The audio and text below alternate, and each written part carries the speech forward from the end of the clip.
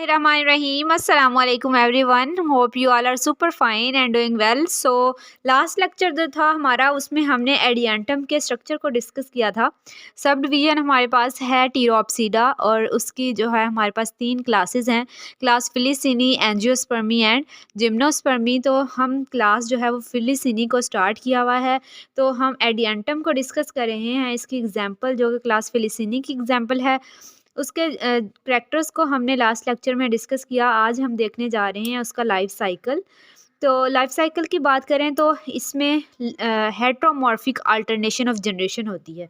Heteromorphic alternation of generation का phenomena हमने तमाम के तमाम डिवीजन्स में, सब डिवीजन्स में, क्लासेस में डिस्कस करना है। और हेट्रोमॉर्फिक अल्टरनेशन ऑफ जनरेशन का क्या मतलब है कि जो हमारे पास गैमीटोफाइट होगी और स्पोरोफाइट होगी वो दोनों उनकी शक्ल सूरत जो है वो दोनों की मुख्तलिफ होगी। हेट्रोमॉर्फिक यानी उनकी मॉर्फोलॉजी डिफरेंट होगी। हेट्रो मीन्स डिफरेंट, ठीक है। तो गैमीटोफाइट और स्पोरोफाइट दोनों की मॉर्फोलॉजी या जो उसकी शक्ल सूरत है वो क्या होगी, डिफरेंट होगी, ठीक है। स्पोरोफाइट और गैमीटोफाइट। स्पोरोफाइट जो होती है वो जो हमें प्लांट नज़र आ रहा है वो क्या है, स्पोरोफाइट है।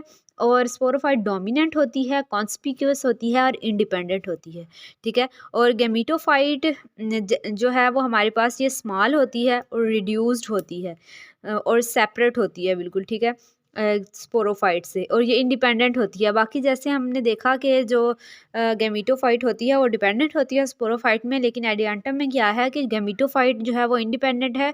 क्यों? क्योंकि जो गैमीटोफाइट है वो ऑटोट्रॉफिक है। वो तो क्योंकि दोनों ही फोटोसिंथेटिक हैं और दोनों में जो है वो ऑटोट्रॉफ्स हैं, दोनों अपनी खुराक ख़ुद तैयार कर सकते हैं। इस वजह से जो गैमीटोफाइट है वो क्या है, इंडिपेंडेंट है, वो अकेले भी सर्वाइव कर सकती है। स्पोरोफाइट अब प्लांट बॉडी है तो इसको डिस्कस करते हैं। स्पोरोफाइट जो है वो डिप्लॉयड होती है, स्पोरोफाइट है और प्रोड्यूस करती है लार्ज नंबर ऑफ सोराई। सोराई जो है वो हमने पहले भी डिस्कस किया कि ग्रुप ऑफ सुपरेंजिया को हम क्या कहते हैं, सोराई कहते हैं। तो स्पोरोफाइट क्या प्रोड्यूस करती है, बहुत ज़्यादा तादाद में सोराई प्रोड्यूस करती है। और ये जो होते हैं पहले ग्रीन होते हैं, ठीक है, जब वो अनराइपन्ड होते हैं।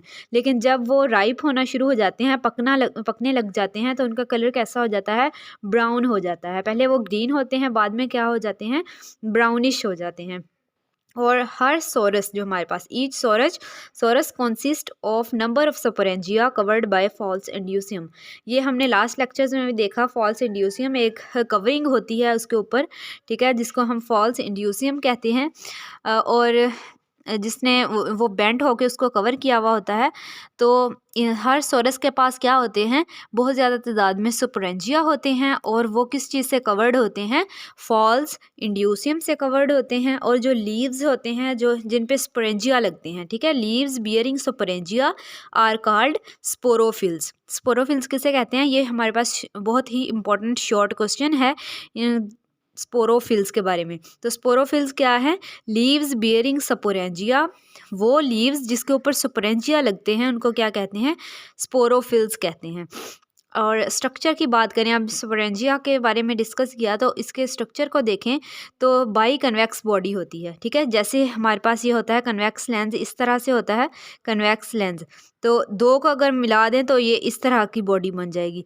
तो इसको क्या कहते हैं, बाई कन्वेक्स लेंस कहते हैं। ये बिल्कुल ऐसे सेंटर में होगी, एक इधर लेंस और एक इस साइड पे। तो ये क्या बन गई हमारे पास, बाई कन्वेक्स बॉडी बन गई है, फ्लैटेंड होती है बिल्कुल। और and borne on multicellular stock. ये जैसे मैंने स्ट्रक्चर ड्रा किया है तो ये हमारे पास क्या है, ये मल्टी सेलुलर यानी बहुत ज़्यादा सेल से मिलकर बनी हुई है, ये स्टॉक है। और ये क्या है, ये बाई कन्वेक्स बॉडी है, ठीक है। और कैप्सूलर एज, अब ये क्या है, इसका कैप्सूलर एज है ये, ठीक है। ये कैप्सूलर एज दो चीज़ों पर मुश्तमिल होता है। सेल्स की एक लेयर है जिसको हम कैप्सूलर एज कहते हैं। ये जो है वो capsular as consist of 2 parts, ठीक है, 2 पार्ट्स पर मुश्तमिल होती है जो कैप्सूलर एज है। एक हमारे पास होता है एन्यूलस और दूसरा होता है स्टोमियम, ठीक है।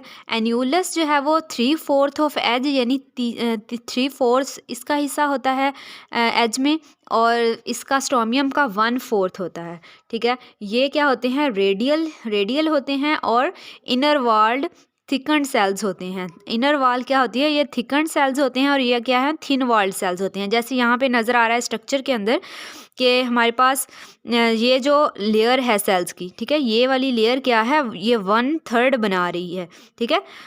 3/4 एज जो बना रही है, 3/4 वो क्या है, हमारे पास एन्यूलस है। और ये जो है वो थिन वॉल्ड सेल्स कुछ हैं जो 4th पार्ट बना रहे हैं, 1/4 ये थिन वॉल्ड सेल्स हैं, इनको क्या कहते हैं, स्टोमियम कहते हैं, ठीक है।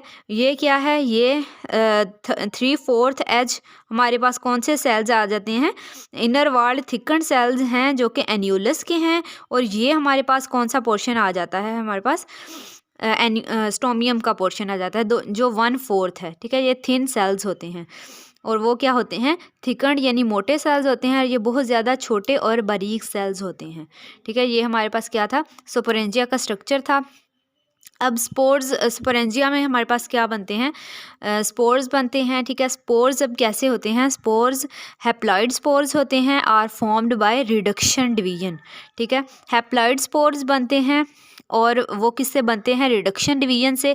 रिडक्शन डिवीजन को हम क्या कहते हैं, मियोसिस, ठीक है। रिडक्शन डिवीजन क्या है, मियोसिस के ज़रिए हैप्लॉइड स्पोर्स बनते हैं फ्रॉम स्पोर मदर सेल्स, ठीक है। स्पोर मदर सेल्स होते हैं जो कि डिप्लॉइड होते हैं और उनसे हमारे पास क्या बनते हैं, हैप्लॉइड स्पोर्स होते हैं। जब डिप्लॉइड स्पोर्स के अंदर मियोसिस होगी तो उससे क्या बनेंगे, हैप्लॉइड स्पोर्स बनेंगे, ठीक है। यहाँ पर हमारे पास स्पोर फॉर्मेशन तक आज के लेक्चर में डिस्कस किया है। नेक्स्ट लेक्चर में इंशाल्लाह हम इसका डिस्पर्सल डिस्कस करेंगे और गैमीटोफाइट को भी देखेंगे। अल्लाह हाफिज़।